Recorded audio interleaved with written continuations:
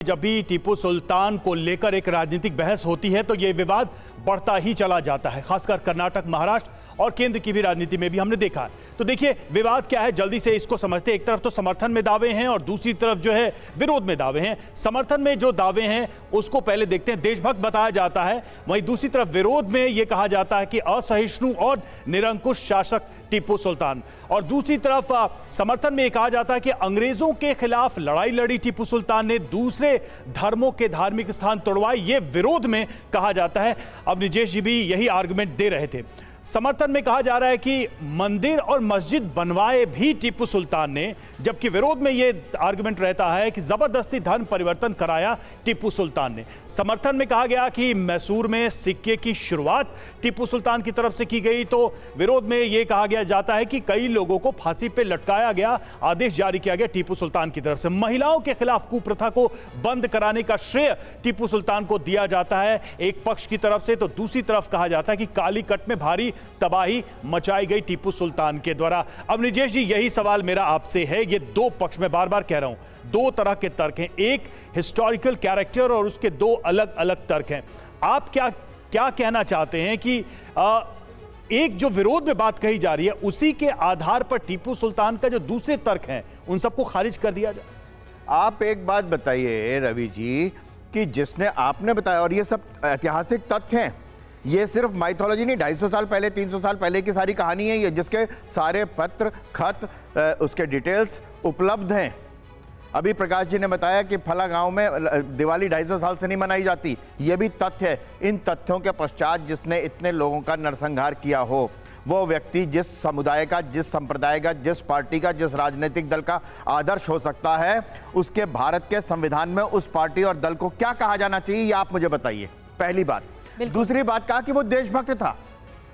अरे देशभक्त नहीं था, उसके राज्य पर अंग्रेजों और फ्रेंच के बीच में लड़ाई थी कि कौन करेगा शासन उस पर, कौन उसको हथियाएगा। उसने फ्रेंच से सहायता लेकर के अंग्रेजों के खिलाफ लड़ी। देशभक्त हो क्या वो?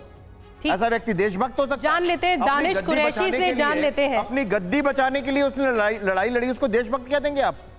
दानिश कुरैशी साहब जो काले पानी की सजा पाई। अब निजेश जी आऊंगी मैं आपके पास। दानिश कुरैशी जी, आप टीपू सुल्तान को देशभक्त कह रहे हैं, समर्थन के अपने दावे हैं और विरोध के भी अपने दावे हैं, लेकिन आप कैसे देखते हैं टीपू सुल्तान को? क्या आपके लिए देशभक्त है? अरे बिल्कुल है, उसमें कोई किसी के कहने से कुछ नहीं होता। देखिए मैं आपको एक बात बताऊं, अभी हम वर्तमान स्थिति की बात करें, छोड़ दीजिए 200 साल 250 साल की बात, आप मुझे ये बता दीजिए देश के प्रधानमंत्री पूर्व प्रधानमंत्री के बारे में क्या कहते हैं। इसलिए सत्ता के दौर में हर बार लोगों के बदलाव रहे हैं और रहते हैं। आने वाले दिनों में आप देखेंगे लोग मोदी जी की आज की पॉलिसी को चाहे कितना भी अप्रिशिएट करते हो, लोग उनको क्रिटिसाइज करने वाले भी मिल जाएंगे। 25 साल 10 साल 15 साल 30 साल बाद आपको ये देखने में नजर आएगा। इसलिए जिनका काम है विरोध करना, वो विरोध तो विरोध की आवाज ये कहती है कि टीपू सुल्तान ने हजारों लोगों का नरसंहार किया, हजारों लोगों का धर्म परिवर्तन कराया, ये विरोध की आवाज कह रही है। इसको कैसे आप काउंटर करेंगे कि फिर क्यों उसका गुणगान किया जा रहा है, एयरपोर्ट का नाम क्यों रखा जा रहा है? ये विरोध के स्वर है।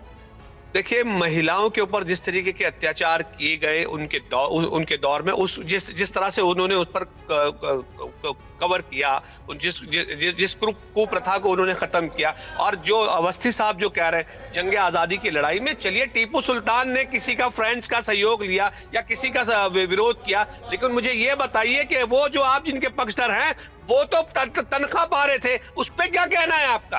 वो तो आपके लिए एंकर हैं। आप देखिए देश के पार्लियामेंट के मेंबर तो ये कहती है कि जिसने महात्मा गांधी का कत्ल किया वो अच्छे थे, फिर बाद में माफी मांगनी पड़ती है। मतलब ये तो इनके दोहरे चरित्र हैं, इनके दोहरे चरित्र हैं। और इनको बहस को डिरेल मत करिए, आपको बहस को डिरेल मत करिए। प्रशांत जी कुछ कहना चाहते हैं? याद है ना, 200 साल पहले याद है, सरदार पटेल की पिटाई याद है अच्छी तरीके से? कैसी पिटाई हुई? अभी बीच में मत बोलिए, बीच में पाकिस्तान बनाना चाहते थे हैदराबाद को। अवस्थी साहब बीच में मत बोलिए, मध्य पाकिस्तान बना रहे थे ना तुम लोग। तो मैं आपसे रिक्वेस्ट करूंगी दानिश कुरैशी साहब और अवनीश अवस्थी साहब, बहस को डिरेल मत करिए। बहस डिरेल उन्होंने किया, ठीक है। मैं प्रशांत जी से जवाब लूंगी, वो कुछ अगर वो कहेंगे तो जवाब दूंगा, पूरा जवाब दूंगा उनको मैं। नहीं ऐसे कैसे, बिना बीच में इंटरप्ट करेंगे तो अवस्थी साहब मैं नहीं बोलने दूंगा फिर आप। अरे तो मैं भी नहीं बोलने दूंगा आप इतना जहालत करेंगे तो फिर नहीं बर्दाश्त किया जाएगा। अरे पेंशन तनख्वाह तुम लेते रहे, पेरोल पे अंग्रेजों के तुम लोग रहे, हमें कहते हो रजाकरों ने, तुम्हारे पास सरदार पटेल ने जब पिटाई लगाई तब भागे यहाँ से। तुम्हारे पूर्वजों के बगैर तनख्वाह के सारे कह रहे थे मध्य पाकिस्तान, हैदराबाद पाकिस्तान में जाएगा। आपके पास टीपू सुल्तान नहीं देखिए दानिश साहब रुक जाइए, हमारा विषय अलग है, हम टीपू सुल्तान पे बात कर रहे हैं। मुझे भी बीजेपी प्रवक्ता प्रशांत जी के पास जाना पड़ेगा।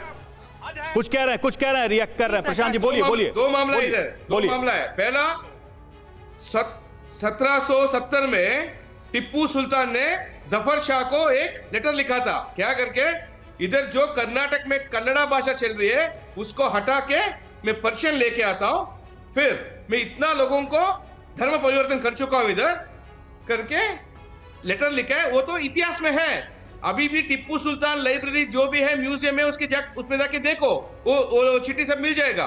उसके बाद जो भी हमारा पेंशन के बारे में बात कर रहे थे ना, ये रजाकर लोगों ने 1948 तक इंडिया से मिलने वाले नहीं थे, ये पाकिस्तान से जुड़ने वाले थे। सरदार वल्लभ भाई पटेल नहीं होता तो और पेंशन के नाम पे टेंशन हो जाता है, भारत को छोड़ के रखते थे। ये रजाकर लोगों से, ठीक है, रजाकर मुद्दा नहीं है हमारा, हम हैदराबाद पे बहस नहीं कर रहे हैं अभी। तो प्रतिनिधि है ये रजाकर है, ये इसमें बेटी है। ये रजाकरों के प्रतिनिधि है यहाँ पर।